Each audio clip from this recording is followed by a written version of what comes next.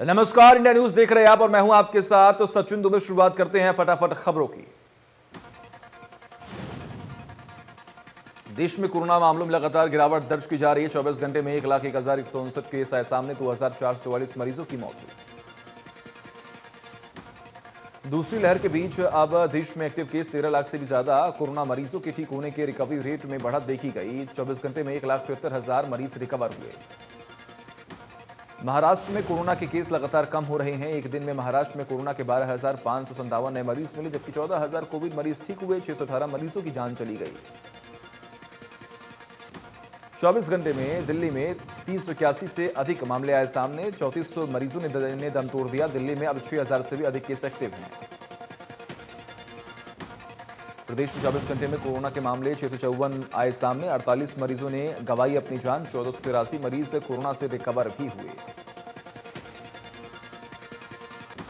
देश में कोरोना महामारी की दूसरी लहर का कहर थमता नजर नहीं आ रहा और देश की राजधानी दिल्ली में अब रियायतों का दौर भी लगातार जारी है। पहले नहीं था, लेकिन अब फिलहाल कंट्रोल इस वायरस पर देखा जा रहा है। सीएम अरविंद केजरीवाल की तरफ से 14 जून तक लॉकडाउन बढ़ाया तो गया, लेकिन इस बार कई छूट मिले। फिलहाल दिल्ली में आज से पाबंदियों में ढील के साथ लॉकडाउन लागू रहेगा। दिल्ली में बाजार, मॉल, शॉपिंग कॉम्प्लेक्स और इवेंट के आधार पर सुबह 10 बजे से रात 8 बजे तक खुलेंगे। स्टैंड अलोन दुकानें और पास पड़ोस की दुकानें रोजाना खुलेंगे। सुबह 10 बजे से लेकर रात 8 बजे तक सरकारी दफ्तर भी खुलेंगे। क्लास 1 अफसर 100% क्षमता के साथ, बाकी 50% क्षमता के साथ काम करेंगे। प्राइवेट दफ्तर अपनी 50% क्षमता के साथ सुबह 9 बजे से शाम 5 बजे तक खुलेंगे। दिल्ली मेट्रो आज से शुरू कर दी जाएगी, लेकिन सिर्फ 50% क्षमता के साथ चलेगी। हरियाणा में सरकार ने छूट के साथ 14 जून तक लॉकडाउन बढ़ा दिया है। छूट में दुकानों को सुबह 9 बजे से शाम 6 बजे तक खोलने की अनुमति रहेगी। दुकानों के खोलने के लिए ऑड इवन सिस्टम जारी रहेगा। शॉपिंग मॉल को सुबह 10 बजे से शाम 8 बजे तक खोलने की अनुमति दी गई है। रेस्टोरेंट और बार को 50% बैठने की क्षमता के साथ सुबह 10 बजे से शाम 8 बजे तक खोलने की अनुमति है, पर सामाजिक दूरियों के साथ। मंदिरों और प्रार्थना घरों में एक बार में से 21 से ज्यादा व्यक्तियों पर बैन रहेगा। वही शादी और फ्यूनरल में 21 लोगों को इजाजत दी गई है। सिरसा में महामारी अलर्ट। सुरक्षित हरियाणा को लेकर रविवार शाम को सरकार की ओर से नई गाइडलाइंस जारी कर दी गई हैं। वैवाहिक कार्यक्रम, मंदिर, मस्जिद, मॉल, होटल, बैंक, बार और बसें के लिए समय निर्धारित किए गए हैं। यह सुविधाएं लोगों को प्रतिदिन मिलेंगी। बता दें कि शराब ठेके और मॉल सुबह 9 बजे से रात 8 बजे तक खुले रह सकेंगे और इन नियमों का हरियाणा प्रदेश व्यापार मंडल के जिला अध्यक्ष हीरालाल शर्मा ने विरोध किया। उन्होंने सुभाष चौक पर पहुंचकर कहा कि सरकार ने जो नई हिदायतें जारी की हैं उससे व्यापारी वर्ग में रोष है। व्यापारियों का ये कहना है कि सरकार व्यापारियों को उजाड़ने में जुटी हुई है। व्यापारियों ने सरकार से मांग की थी कि सुबह 9 बजे से शाम 7 बजे तक दुकानें खोलने की इजाजत दी जाए और सभी दुकानें प्रतिदिन खुलें, लेकिन सरकार ने व्यापारियों की मांगों को अनदेखा करते हुए बड़े व्यवसायियों को लाभ देते हुए छोटे व्यापारियों की कमर तोड़ने का काम किया है। हरियाणा के अंबाला में कोरोना से बचाव की दवा बनने जा रही है। फेविपिरावीर नाम की दवा के भारत में इस्तेमाल को अब केंद्रीय स्वास्थ्य विभाग ने मंजूरी दे दी है। स्वास्थ्य मंत्री अनिल विज ने दवा निर्माता कंपनी मैकनिल एंड आर्ग्स में पहुंचकर दवा संबंधित जानकारी ली और दवा की पहली खेप रवाना की। इस मौके पर स्वास्थ्य मंत्री अनिल विज ने कहा कि यह दवा कोरोना के खिलाफ जंग में बड़ा हथियार साबित होगा और यह हरियाणा के साथ साथ अंबाला के लिए भी गर्व की बात है। राम रहीम की कोरोना रिपोर्ट पॉजिटिव आई है। राम रहीम को मेडिकल जांच के लिए गुरुग्राम के मेदांता अस्पताल लाया गया था। राम रहीम की पिछले दिनों रोहतक पीजीआई में भी जांच हुई थी। फरीदाबाद में सतपुरा गांव में 5 बुजुर्गों ने अपनी पेंशन के पैसों से पूरे गांव को 2 बार सैनिटाइज कराया। बुजुर्गों ने पूरे गांव में जरूरतमंदों को मास्क भी बांटे हैं। सतपुरा गांव में 2 महीने में 15 से ज्यादा लोगों की कोरोना से मौत हो चुकी है। कोई ऐसा घर नहीं बचा जहां लोग खांसी, जुकाम और बुखार से पीड़ित न हुए हों। ऐसे देखते हुए गांव के कुछ लोगों ने ग्राम विकास एवं स्वराज कमेटी बनाई है। रिटायर्ड बुजुर्गों ने बताया कि इस काम में उन्हें कैबिनेट मंत्री मूलचंद शर्मा का भी पूरा सहयोग मिला। लोगों का कहना है कि सैनिटाइजेशन करने के बाद से अब इस गांव में कोई भी किसी बीमारी से या कोरोना से संक्रमित नहीं है। विधायक देवेंद्र सिंह बबली के घर का घेराव करने के लिए जाते समय गिरफ्तार किए गए किसान नेता रवि आजाद और विकास सिंसर को देर रात जमानत मिलने के बाद दोनों हिसार जेल से बाहर आ गए हैं, और जिसके बाद दोनों किसान नेता सदर थाने पर चल रहे धरना स्थल पर पहुंचे हैं। इस बारे में भाईक्यू के राष्ट्रीय प्रवक्ता राकेश टिकैत ने कहा कि दोनों किसान नेताओं को जमानत मिल चुकी है। बता दें कि विधायक देवेंद्र सिंह बबली और किसानों के बीच 1 जून को हुए टकराव के बाद विधायक ने के निजी सचिव और चालक के बयान के आधार पर किसानों के खिलाफ धारा 307 समेत विभिन्न धाराओं में मुकदमा भी दर्ज किया गया, जिसके बाद किसानों ने लघु सचिवालय में पहुंचकर किसान नेता गुरनाम सिंह चड़ूनी के नेतृत्व में जमकर विरोध किया और विधायक को काम माफी मांगने के लिए 6 जून तक का समय दिया था। इस दौरान कुछ किसान विधायक के घर का घेराव करने के लिए बिड़ाई खेड़ा गांव जाने लगे तो 27 लोगों को पुलिस ने गिरफ्तार कर लिया था। टोहाना में किसानों और पुलिस के बीच टकराव जारी है। ऐसे में किसानों ने एक बड़ा फैसला लेते हुए प्रदेश के सभी पुलिस थानों के घेराव के कार्यक्रम को रद्द कर दिया है। भारतीय किसान यूनियन के प्रदेशाध्यक्ष जोगिंदर घासीराम नैन ने कहा कि 2 किसान नेता विकास सीसर और रवि आजाद की जमानत के बाद प्रदेश भर के थानों का घेराव स्थगित कर दिया गया है। अब भी एक किसान मक्खन सिंह जेल में है, जिसके चलते टोहाना के सदर थाना घेराव जारी रहेगा। उन्होंने कहा कि जब तक उनका साथी मक्खन सिंह रिहा नहीं हो जाता तब तक सदर थाने में घेराव जारी रहेगा। किसानों से माफी मांगने के बाद टोहाना के विधायक देवेंद्र सिंह बबली ने कहा कि कुछ लोगों के द्वारा मेरी गाड़ी को रोककर हमले का प्रयास किया गया था और वो लोग खुद को किसान बता रहे थे। देवेंद्र बबली ने कहा कि मुझे नहीं लगता वो किसान थे। इसी बात को लेकर इनसे विवाद हुआ था। किसान नेताओं के साथ मीटिंग के बाद ऐसी हरकत करने वाले लोगों को मैंने माफ कर दिया। इस दौरान मेरे मुंह से निकली गई अपशब्द को लेकर भी मैंने खेद प्रकट किया। विधायक देवेंद्र सिंह बबली ने प्रधानमंत्री, गृह मंत्री और मुख्यमंत्री से कृषि कानूनों के मामले में जल्द हल करने की मांग करते हुए कहा कि किसानों के साथ बातचीत का रास्ता खोले सरकार, ताकि प्रदेश के विकास में कोई रुकावट न हो। टोहाना में हालांकि किसानों के द्वारा जो प्रदर्शन की धार थी उसमें देर रात 2 किसान विकास और रवि आजाद की रिहाई के बाद कुछ राहत आई, जिसके चलते हरियाणा में अन्य पुलिस थानों पर प्रदर्शन के कार्यक्रम को स्थगित कर दिया गया। मगर टोहाना में पुलिस प्रशासन अपनी ड्यूटी को लेकर पूरी तरह से मुस्तैद है। एसपी फतेहाबाद राजेश कुमार ने टोहाना में पुलिस टुकड़ियों का निरीक्षण किया व उन्होंने बताया कि टोहाना में किसान आंदोलन के चलते सुरक्षा व्यवस्था और परिवहन व्यवस्था को दुरुस्त करने के लिए पुलिस पूरी तरह से जुटी हुई है। उन्होंने यह भी बताया कि जिला प्रशासन इस समस्या के सकारात्मक हल के लिए लगातार लगा हुआ है। उन्होंने जानकारी दी कि टोहाना में 22 पुलिस की कंपनियां इस वक्त तैनात हैं, जिनमें से 2 कंपनियां आरएफ की भी हैं, जो कि हिसार रेंज में अन्य जगह से बुलाई गई हैं। गृह मंत्री अनिल विज ने स्पुतनिक वैक्सीन के टेंडर पर अपनी प्रतिक्रिया देते हुए कहा कि वैक्सीन लेने के लिए ग्लोबल टेंडर लगाए गए थे, जिसमें माल्टा की एक pharmaceutical company Sputnik vaccine Haryana को देने के लिए ऑफर आई है। टोहाना में किसानों के प्रदर्शन पर अनिल विज ने अपनी प्रतिक्रिया देते हुए कहा कि किसान कहते हैं कि जो केस दर्ज हुए उनको खारिज किया जाए और जो किसान गिरफ्तार किए हैं उनको छोड़ा जाए। वो अदालत का काम है, जो वहां जाकर अपनी अर्जी लगाएंगे। किसानों के भारी मात्रा में इकट्ठे होने और कोरोना को दावत देने पर गृह मंत्री ने अपनी प्रतिक्रिया देते हुए कहा कि ये लोग मानते ही नहीं। इनको टीका लगवाने के लिए भी कहा गया है और टेस्ट करने के लिए भी कहा गया है। पूर्व मंत्री कैप्टन अजय यादव ने कहा कि कृषि कानूनों को पारित हुए पूरा 1 साल हो गया, लेकिन आज भी अन्नदाता अपने हकों की लड़ाई के लिए सरकार की हठधर्मिता के कारण सड़कों पर है।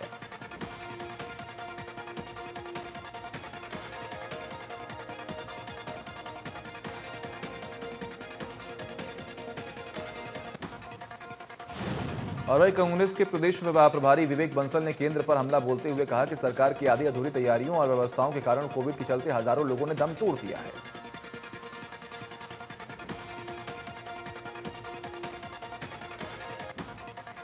विवेक बंसल ने कहा कि देश में जिस प्रकार कोविड तैयारियों में फेल हुई, बीजेपी सरकार को कोरोना की पहली और दूसरी लहर से सबक लेना चाहिए ताकि आगे दिक्कत कम हो सके।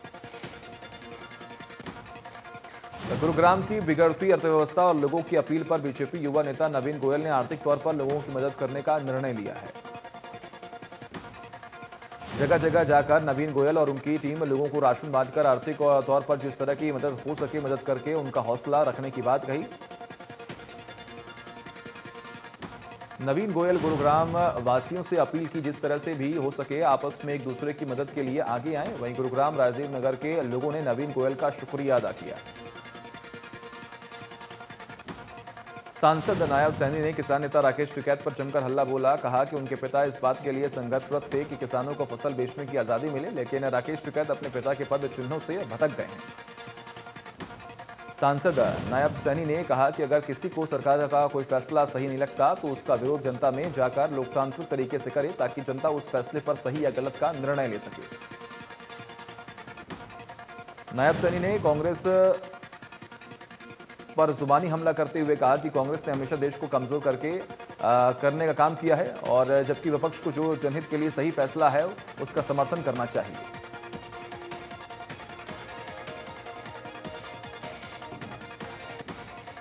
संयुक्त किसान मोर्चा ने आंदोलन में एक बार फिर किसानों की संख्या बढ़ाने का फैसला किया। किसान नेता गुरनाम सिंह चढ़ूनी अंबाला के शंभू टोल पहुंचे, जहां उन्होंने किसानों को संबोधित किया और फिर काफिले के साथ दिल्ली रवाना हुए। काफिले में हरियाणा के साथ साथ पंजाब के किसान भी दिल्ली के लिए रवाना हुए। खास बात यह रही कि किसानों के साथ बड़ी संख्या में महिलाएं भी बसों में सवार होकर दिल्ली के लिए रवाना हुई। किसान नेता राकेश टिकैत ने कहा कि किसान आंदोलन को शिफ्ट करने की कोशिश की जा रही है ताकि किसान दिल्ली का पीछा छोड़ दें। किसानों ने 7 महीने से दिल्ली घेर रखी है, इसलिए ऐसे कैसे पीछा छोड़ देंगे। भारतीय किसान यूनियन के प्रदेश अध्यक्ष गुरनाम सिंह चढ़ूनी ने कहा कि किसानों का काफिला अब दिल्ली जाकर ही रुकेगा। चिलचिलाती गर्मी में भी किसानों को हौसला कम नहीं हुआ है।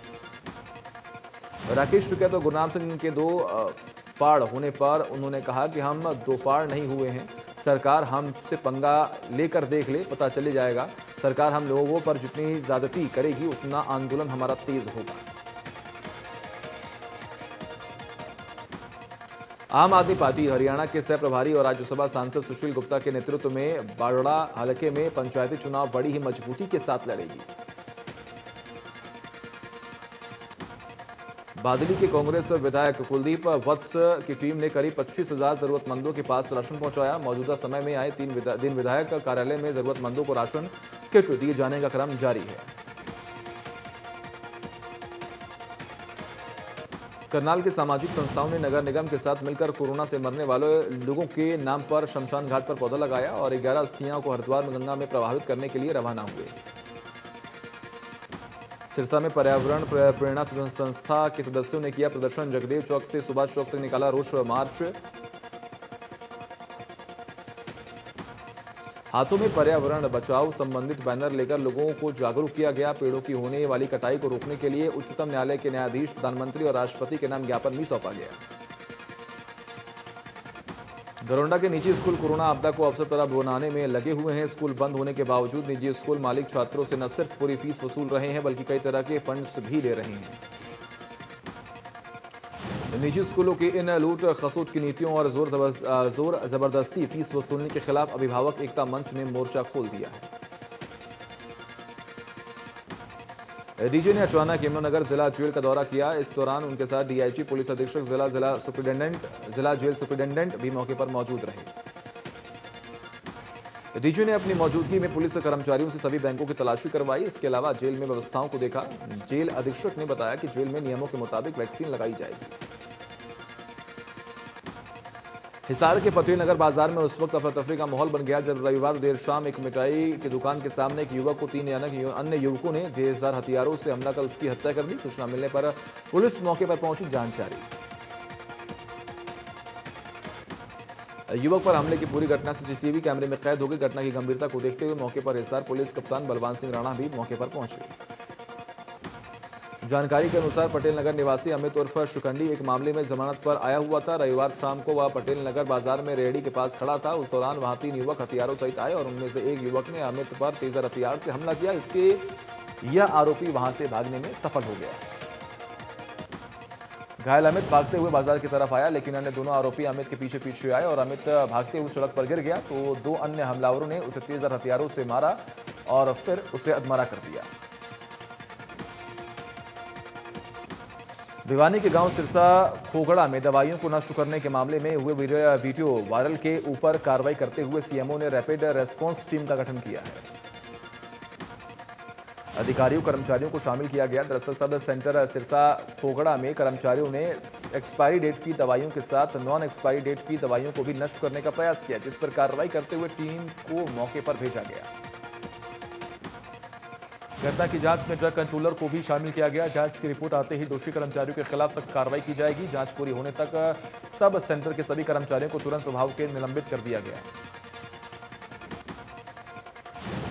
नूंह के गुजावली गांव में दो सगी बहनों के साथ मारपीट करने का मामला सामने आया, जिसमें एक बहन ने दम तोड़ दिया जबकि दूसरी बुरी तरह से घायल हो गई। उटावड़ पुलिस ने 8 आरोपितों के खिलाफ हत्या का मामला दर्ज कर लिया। अभी तक किसी भी गिरफ्तार नहीं हुआ है कोई भी। पानीपत में घरेलू कहासुनी के चलते विवाहिता ने फांसी लगाकर अपनी जान दे दी। विवाहिता के परिजनों ने दहेज के लिए प्रताड़ित करने सहित कई गंभीर आरोप भी लगा दिए। परिजनों ने आरोप लगाया कि विवाहिता ने फांसी नहीं लगाई बल्कि ससुराल के लोगों ने हत्या की। पुलिस ने परिजनों की शिकायत पर जांच शुरू की है।